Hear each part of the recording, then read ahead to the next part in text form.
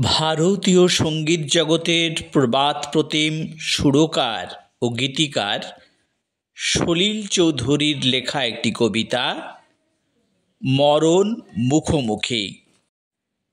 প্রথমবারে মরণ যখন এলো, হাত পাগুলো লিকলিকে তার, চোলাই টেনে চলন এলো মেলো।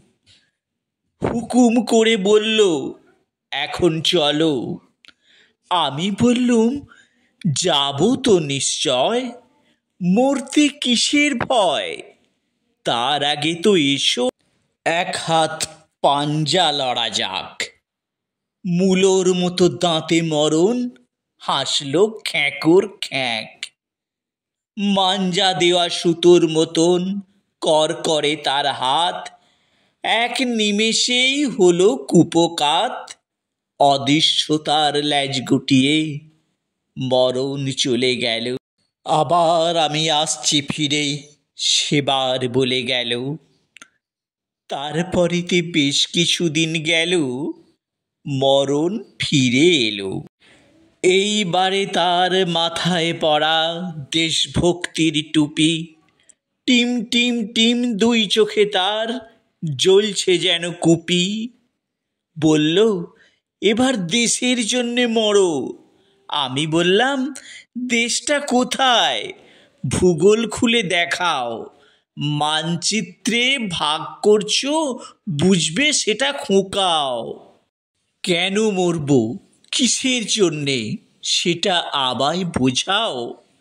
মরণ বলল, জাতীয়তাবাদ, কষ্ট সেটা বোঝাও। আমি বললুম, তোমার কি জাত, কোন দেশেতে থাকো। মরণ বলল, ওসব কথা রাখো, আমার কোনো জাতপাত নেই, দেশভূমি নেই, আমি শুধুই মরণ। আমি বললাম, তা যদি হয় আমিও শুধু জীবন। জীবন মরণ মুখোমুখি, এই কথাটাই সোজা, ধাপ্পা দিয়ে গুলিয়ে দিচ্ছ বোঝা। মরণ বলল, মরছ কিনা বলো। আমি বললুম, মরব, শুধু ভেকটা খুলে ফেলো। মরণ বলল, এইবারেও লোকটা বেঁচে গেল। তারপরেতে কিছুটা দিন গেল, আবার মরণ এলো। এবার এলো নারীর রূপে, উদ্ধত তার বুক, ফাটো ফাটো কাঁচুলি, নিতম্ব অপরূপ। কানে কানে ফিসফিসিয়ে মুচকি হেসে বললে, এবার এসো। আমি বললুম, একটুখানি বসো।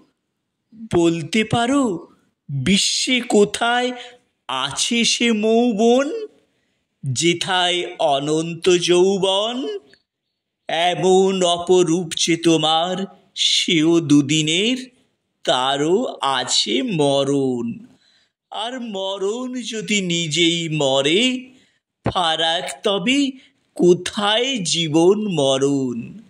এই না বলে জড়িয়ে ধরে মরণ রূপসীকে, জীবনটাকে ঝুলিয়ে রেখে গেলেম কালের শিকে।